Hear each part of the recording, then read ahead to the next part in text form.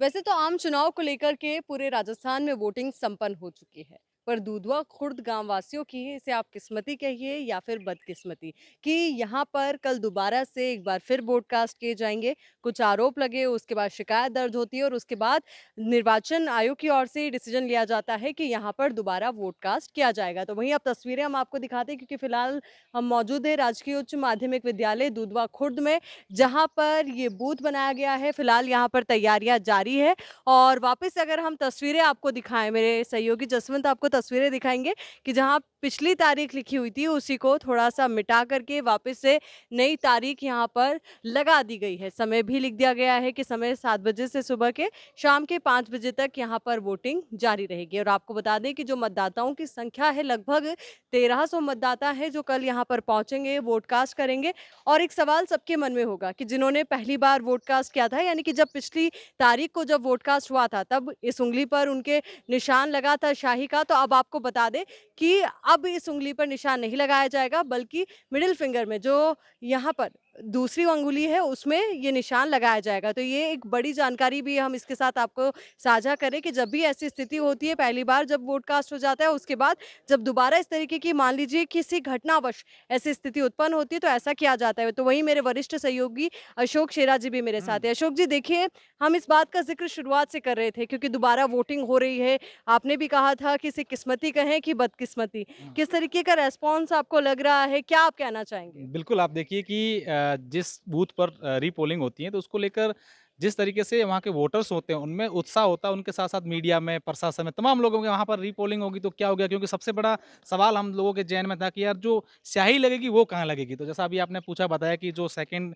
Finger है, वहाँ पर स्याही लगेगी। ये अपने आप में रोचकता है और अभी हम लोग देखा कि जो प्रत्याशी हैं या अलग-अलग पार्टियों के कैंडिडेट्स हैं, उनके समर्थक हैं, वो लोग प्रचार भी कर रहे हैं। अब एक गाँव है, उनके लिए यहाँ 1200 और कुछ वोटर्स हैं यहाँ इस गाँव में और उनके लिए पूरा उनका तामझाम वो लग गया है कि भई हम एक-एक वोटर्स के पास जा रहे हैं। तो पहली बार ऐसा शायद इस गाँव के लोगों के लिए कि एक-एक वोटर्स तक एक-एक नेता जाएँगे, उनसे मिलेंगे। अब वो देखने वाली बात होगी कि वो किनके पक्ष में क्या होता है। लेकिन ये भी कह सकते हैं कि गोपनीयता भंग की बात हुई है, जैसा इलेक्शन कमीशन ने ये एक्शन लिया है कि भई वहाँ पर जो है रीपोलिंग करवाएँगे, तो ये अपने आप में एक सवालिया निशान है। हालाँकि प्रशासन की ओर से 4 लोग जो उनको सस्पेंड भी कर लिया गया है।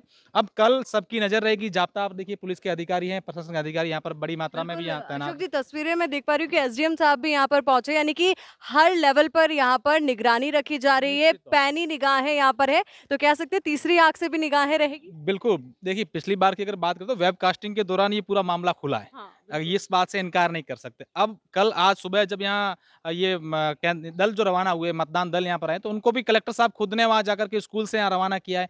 हो सकता है कहीं कलेक्टर, एसपी भी कल यहाँ पर आएँगे और अभी आप देखिए एसडीएम, डिप्टी तमाम जो आला अधिकारी हैं, उच्च अधिकारी वो भी यहाँ पर एक-एक चीज़ का ध्यान रख रहे हैं और आप देखिए अपन जैसे ही गाँव में एंट्री की तो एफएसटी और एसएसटी की जो 2 टीमें हैं, वो पर यहाँ पर तैनात थी कि कोई गाड़ी आ रहा है, कोई क्या सामान लेके आ रहा है, कोई नकदी नहीं ला रहा है, हथियार नहीं ला रहा है, मादक पदार्थ तो नहीं ला रहा, तमाम चीज़ों की देख रहे हैं। तो अपने आप में इस बार जो पूरी तरीके से मुस्तैद हैं पुलिस और प्रशासन। देखिए, उमेदराम बेनीवाल जी से तो हम मिले भी सही, क्या रविंद्र सिंह भाटी और साथ ही जो अन्य कैंडिडेट है वो भी आएँगे यहाँ पर? देखिए, बिल्कुल सबसे पहले हमने जैसे ही गाँव में एंट्री की तो उम्मेदवार बेनीवाल उनके साथ जो कांग्रेस के जिला अध्यक्ष है वो यहाँ पर दिखे। तो ये भी बताया जा रहा है कि रविंद्र सिंह भाटी जो निर्दलीय प्रत्याशी वो भी थोड़ी देर में इस गाँव में आएँगे। अब बीजेपी के प्रत्याशी जो है कैलाश चौधरी हैं वो पंजाब में हैं, अपनी पार्टी के प्रचार करने के लिए गए हुए। तो ये नहीं लगता कि वो यहाँ से आ जाएँ, हो सकता है प बीजेपी के जो अन्य पदाधिकारी है वो यहाँ पर आए और अन्य जो कैंडिडेट्स हैं, चाहे निर्दलीय की बात करें या अन्य अलग-अलग दलों की बात करें, तो निश्चित तौर पर वो आएँगे क्योंकि एक उनके पास 1200 वोट का एक अच्छा वोट बैंक है। वोट बैंक है तो उनके लिए वो तमाम कोशिशें करेंगे। अब जातिगत आधार पर वो अलग-अलग वोटर्स को साधने की कोशिश करेंगे, तो निश्चित तौर पर दूधवा गाँव के लोग हैं, उनमें काफ़ी रोचकता है। हो सकता है लोगों को ये लगे कि यार हमारे गाँव में चलो परसों वोट देंगे, एक बार और वोट देंगे जाके। बिल्कुल, हमारे यहाँ तो वैसे भी इस लोकतंत्र के पर्व को पूरे त्योहार के साथ मनाया जाता है। महिलाएँ भी बिल्कुल सज-धज कर घर से निकलती है, सारा काम निपटा के कि वोट कास्ट करना है। चलिए, आपने जातिगत समीकरण की बात कही थी। वैसे तो हर एक वोट बेहद कीमती होता है, पर यहाँ के अगर जातिगत समीकरण की हम बात करें, तो क्या समीकरण है? देखिए, मैं आपको बस समझाने की बात कोशिश करूँगा, जब भी वोट होते हैं तब एक पंक्ति आती है कि जाति है कि जाति नहीं। हुँ। तो निश्चित तौर पर किसी भी प्रकार के चुनाव हम देखें, देश में अपने इस लोकतांत्रिक जहाँ पर चल सिस्टम है, वहाँ पर ये चीज़ें होती हैं और देश के चाहे लोकसभा के चुनाव हो, सामान्य विधानसभा के हो, पंचायती राज के हो, नगर निकाय, तो वहाँ जातीय फैक्टर काम करते हैं। इस बार बाड़मेर, जैसलमेर के जो चुनाव थे, वो इसी आधार पर ही थे। ये अपन कह सकते हैं, तो यहाँ समीकरण अलग-अलग हैं। तीनों प्रत्याशी पूरा अपना जोर आज़माएँगे कि इस बार जाति को नहीं छेड़ें, अलग-अलग को ऐसे लोगों को कोशिश करें और अपने पक्ष में वोट लें।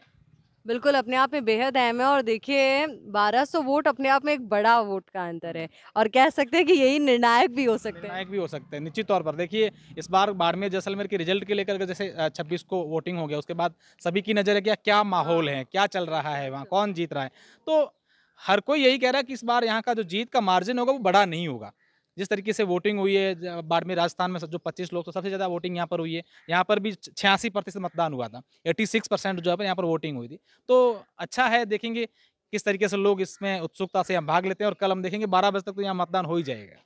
बिल्कुल ये हमने देखा भी सही कि जब 26 तारीख को वोट कास्ट हुआ बाड़मेर जैसलमेर लोकसभा क्षेत्र में और साथ ही राजस्थान की 13 लोकसभा सीटों के लिए वोट कास्ट हुआ था पर उस दौरान भी माहौल अच्छा था और बाड़मेर जैसलमेर लोकसभा सीट सबसे ज्यादा हॉट सीट रही एग्रेसिव वोटिंग यहाँ पर हुई और कल देखना ये महत्वपूर्ण कि यहाँ पर किस तरीके से वोट कास्ट होते हैं और जिस तरीके से मेरे वरिष्ठ सहयोगी अशोक सेरा भी यहाँ पे जानकारी दे रहे थे कि यहाँ पर भी आप देखिएगा दोपहर होते होते तो लगभग सारे वोट कास्ट हो जाएंगे अब इसके लिए इंतजार करना होगा थोड़े वक्त का उसके बाद पूरी तस्वीर आप सभी के सामने होगी